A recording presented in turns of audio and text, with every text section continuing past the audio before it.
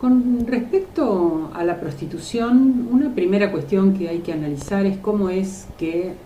en la situación de prostitución la mayoría de los cuerpos que se prostituyen son mujeres o travestis, es decir, personas feminizadas, y la mayoría de quienes consumen prostitución son varones, personas que manejan además el dinero y que tienen el mayor porcentaje de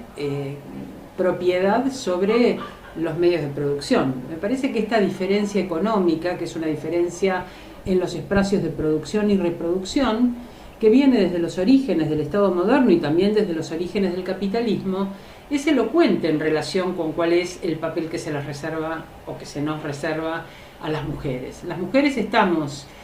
como propiedad privada de los varones para la reproducción, para asegurar la legitimidad de la reproducción, que es la legitimidad de la herencia, es decir, de la acumulación de capital. Las mujeres estamos para reproducción y para cuidado en ese espacio de lo privado, y hay un pequeño conjunto de mujeres que son propiedad colectiva de todos los varones. Cuerpos que no van a estar como propiedad de un varón en lo privado, sino que van a circular en lo público, no son cuerpos de mujeres libres, son cuerpos de mujeres públicas, pero no en el sentido de que ellas se hagan cargo de lo público, sino en el sentido de que sus cuerpos les pertenecen a cualquier varón que quiera consumirlo. Esto es lo que Carol Peyman, una politóloga feminista, llama el contrato sexual. Los varones, al contratar los roles que se van a cumplir en el Estado, ponen a las mujeres en el ámbito de lo privado, las ponen como propiedad de cada varón, no permiten que nosotras ingresemos a esas instituciones que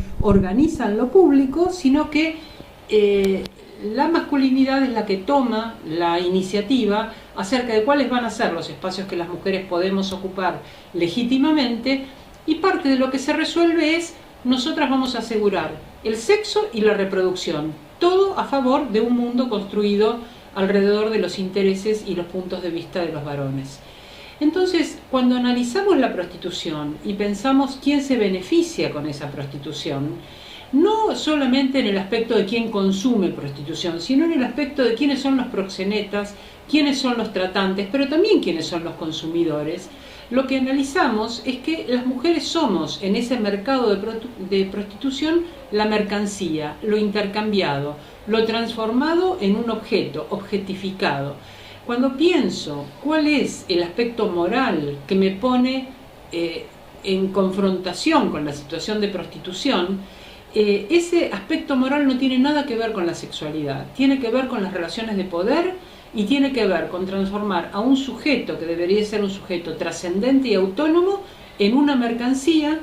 que además es una mercancía a la que podemos describir como en una situación de esclavitud. Podríamos decir, en la modernidad, justamente cuando surge el Estado, se elimina la esclavitud. Quienes antes eran esclavos pasan a ser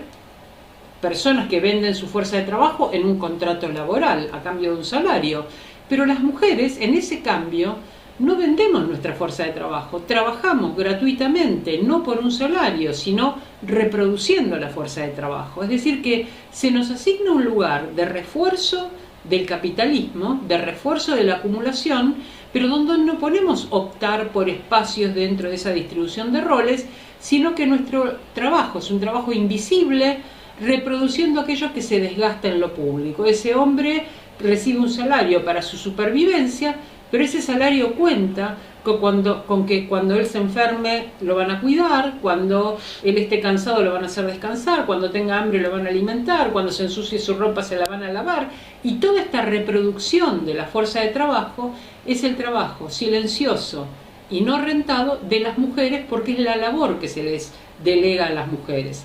Esto fue visto en su momento por el marxismo, en los comienzos de elaboración de la idea misma de plusvalía. Engels, en El origen de la familia, la propiedad privada y el Estado, decía: el primer lugar de explotación es el hogar, y allí las mujeres sufren una doble plusvalía. Esto no fue retomado después. Es muy frecuente que los varones nos acompañen en nuestras demandas, pero es mucho más difícil que reflexionen para renunciar a sus privilegios, privilegios que también dependen del patriarcado capitalista. No es solamente que las cosas que cargamos las mujeres dependan de eso o que la explotación laboral dependa de eso. También, incluso para aquellos que son víctimas de la explotación laboral, hay privilegios que tienen que ver con las relaciones de género y que deberían ser privilegios denunciados y contra los que deberíamos luchar. Dicho esto, entonces, yo no veo la prostitución claramente como un trabajo, porque no lo veo en un orden de producción y en un orden donde se dé un salario a cambio de un servicio o de una mercancía. Lo que veo se parece más a la situación de la esclavitud, porque en la esclavitud un sujeto no llevaba a cabo acciones de acuerdo con su voluntad libre, sino que neutralizaba su voluntad, se anulaba su voluntad, porque era como una herramienta o un instrumento en manos de su amo.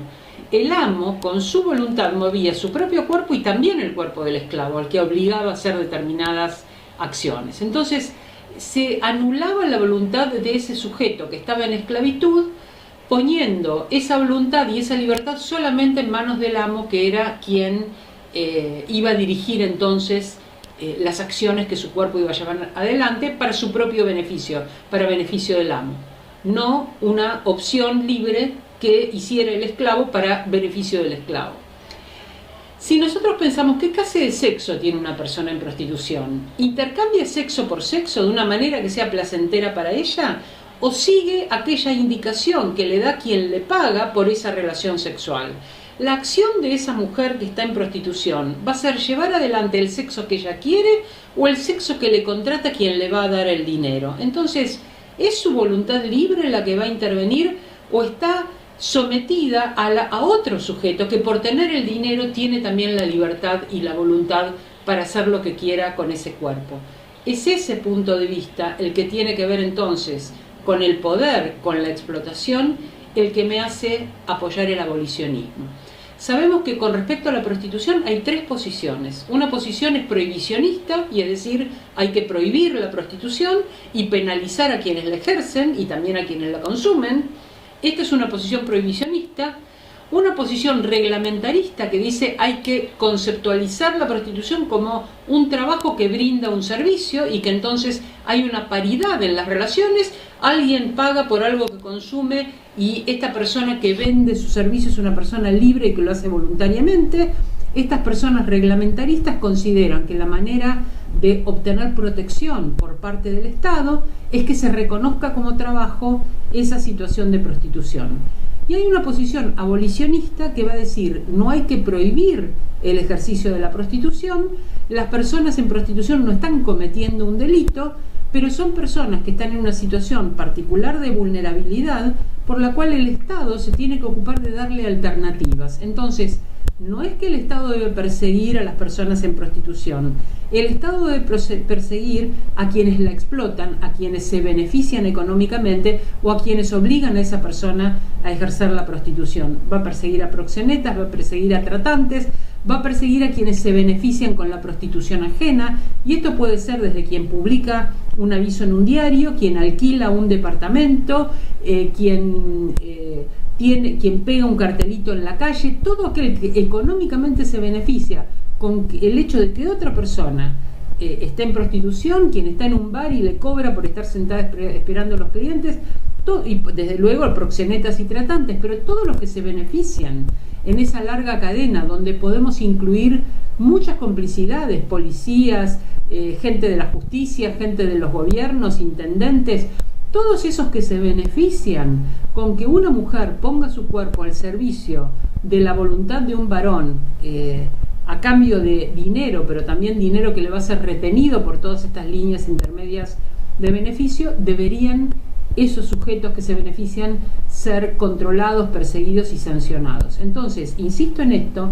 porque muchas veces se confunde el abolicionismo con el prohibicionismo. El abolicionismo no es prohibicionista, no incita a penalizar a las personas en prostitución, considera que esas personas en todo caso deben ser protegidas y no sancionadas, da alternativas, exige al Estado que proteja los derechos de estas personas por su mera condición de personas. No necesito decir que soy prostituta o que soy trabajadora sexual para que el Estado me garantice protección sobre mis derechos. Me corresponden por ser humano, me corresponden como derecho universal y el Estado tiene obligación de proteger esos derechos, independientemente de cómo me defina. Entonces, libertad para quienes quieran, por supuesto, ejercer la prostitución, siempre que no sea en condiciones de explotación. Hay unos pocos casos excepcionales en que las mujeres dicen: lo hago porque quiero, me da beneficios, tengo mucha libertad, lo hago en un nivel que no me implica violencia, nadie me explota. Bueno, maravillosa situación, que es la situación excepcional de unas pocas, no solo con recursos materiales, sino con recursos simbólicos, con recursos subjetivos. En la mayoría de los casos no es así. Todas las mujeres tienen derecho a decidir qué tipo de vida van a llevar adelante. El Estado tiene sistemáticamente que garantizar que esa vida sea una vida libre de violencia. Es por estos motivos que soy abolicionista.